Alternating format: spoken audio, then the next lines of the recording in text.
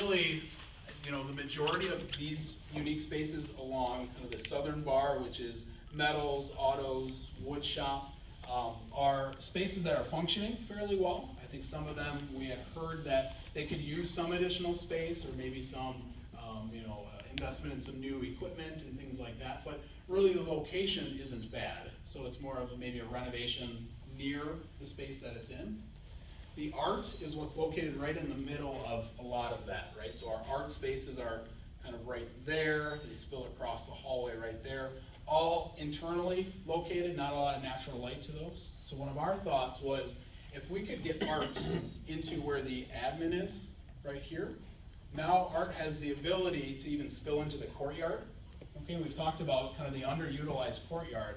If we can bring natural light into those spaces, which would be great, but then art could even access the courtyard, right? So we can spill some of their curriculum and some of their projects out into that space and activate it. Maybe they can help take ownership of what's out there, statues and sculptures and things like that, that may help kind of bring some life to that space. And in that, what that would allow us to do is start to shuffle the deck a little bit. And we can take a look at digital arts and what that looks like. We have some administrative spaces kind of tucked, buried in here. So in that, if that move worked, the key piece that obviously displaces is our main office, right? Which is right along that courtyard. And in our perspective, we thought, boy, if we could get the main office up off of these front entry points, that might make some sense. And I think just intuitively, when you approach the building, those things look like entrances, right? I think the visitor that drives by, the average first time when we first came, those sure to me scream entry or something important. And right now they're just stairwells, right? And not that stairwells aren't important, but it's not, from an access point, doesn't really serve that purpose. And so that might mean if that becomes an entry, you may need some more parking up front, maybe it's some short-term parking up front. But we still drive our long-term parking to where we are. But we can get some short-term stalls for parents that come and go, or other administrators that come and go. But what that would allow us to do is utilize the two stairwells now as our secure entry points. We can have an east and a west entry if we wanted to. It would allow us to bring into one office all the administrative staff, whatever that looked like, however many that ultimately would be. It also would allow us to consider guidance and some of the support that's here, as well as some of our administrators that are over here, and maybe we bring them also over into the same zone. So that main corridor there on the first floor really becomes student services, kind of all of our administrators start to locate in a shared area. Okay, so there's some efficiency maybe with having some of that staffing all in one spot. And so by doing that, then obviously it allows us the opportunity to start to free up and maybe renovate these zones into classrooms. And as you know, a lot of our classrooms in the building, specifically these here that we'd be taking away, we can start to target repurposing and reorganizing those kind of along those bars. Okay. The other piece we noted on this level were two science and locker rooms, and those aren't, at this point, we haven't proposed those as major changes in location, right? The science generally functions well where it is. We haven't heard that we really need to consolidate everybody into one department, have into two zones. It seems to work okay. It's really a kind of a need for an update to kind of our aging science labs that are there. And so we've identified those zones as potential renovations for science. And then same thing with the locker rooms. Again, wouldn't propose at this point to necessarily change the location of the locker rooms. We just may want to look to upgrade those facilities.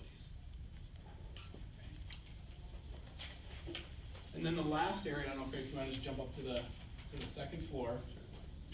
Similarly is the library, libraries, and that again we have just basically highlighted them as they sit today. And we picked up some of the auxiliary spaces, office spaces, the two study lecture spaces that kind of anchor those, and basically said there is just a ton of potential there for us to really start to think about how we're utilizing those libraries. Okay? At a minimum, as a group, we may decide and see value in having two equal libraries moving forward, like we do today. Yes. Right?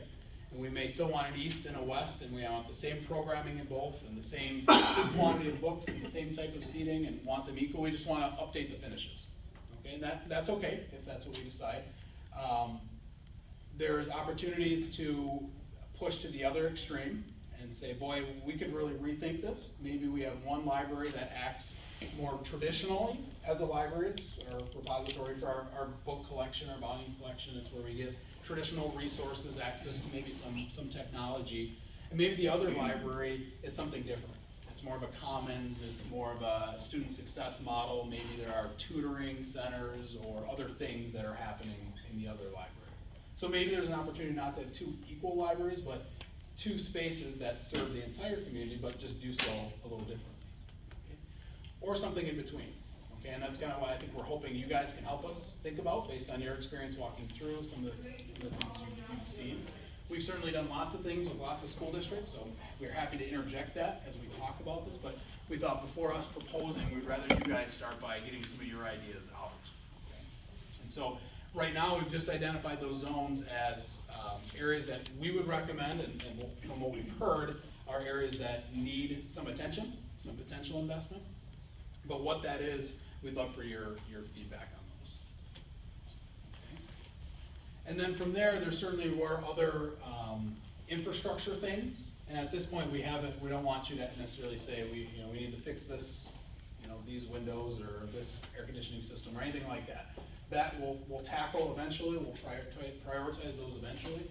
That really doesn't have an effect on the educational moves. And I think tonight's hope was that you could start to help us think about some of the domino effects and some of the feedback that you might have to what we're showing here. Okay. So I guess in small groups, what we thought, before we dive into that, I could maybe start with asking if there are any initial questions to. So this is not changing the footprint of the building. You're doing this all within the existing footprint. That's what we're showing here.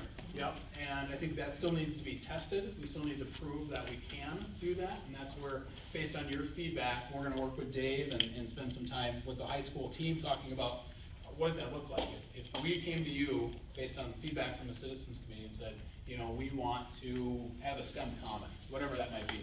What do you think of that? How might that work? What types of spaces do you need? Allow them to kind of empower us to react. Okay? And we have not, at a very high level, heard or seen anything specific that would suggest there is a significant addition needed. Right? We didn't hear we have a major lack of classrooms or some big gaping hole in some curriculum.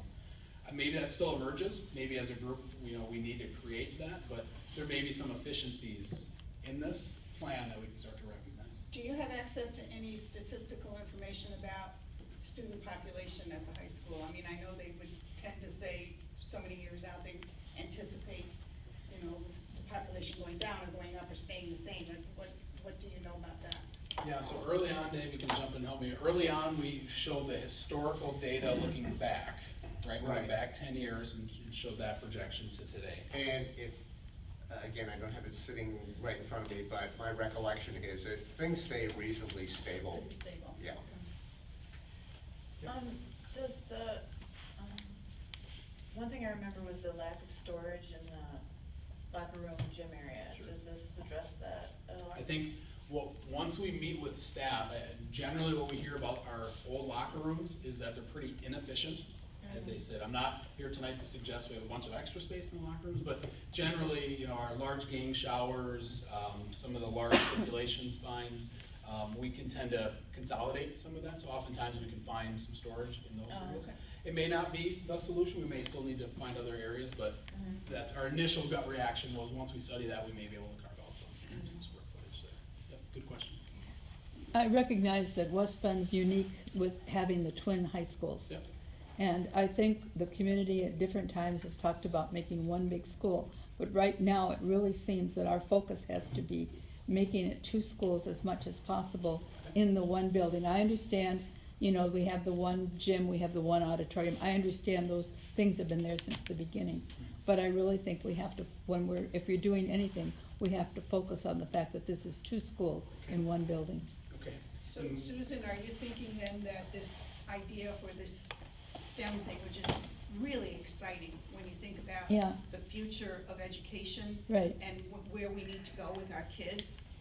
You want two of those now? I'm not sure that that's necessary. I don't know, how the teachers at that point feel about it. It seems to me that one of the plus things about having this two-skill system was in classes like, fourth year German or Spanish or whatever, kids from both schools could access that but easily, and if this comes under that kind of a thing, I think it would be exciting.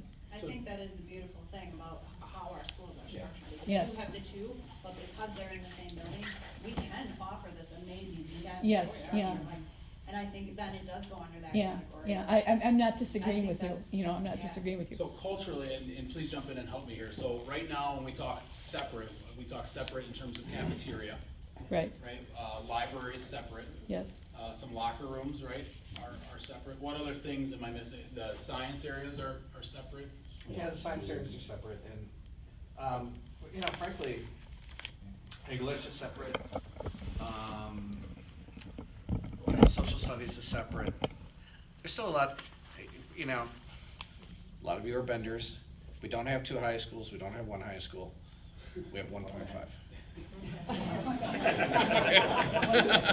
mean, you have separate science areas, but both, can students from both go to both? Yes. Because I know as a Yes. student, I've had a majority of my classes in. You can, but what we try to do in the 9th and 10th grade, we try to keep you as much as possible in the required classes for graduation. We try to keep you in your home school as much as possible. Okay. Then 11, 12, it moves around, right? But that STEM could still work with the Yeah. separated, you'd have that common area and then you'd have the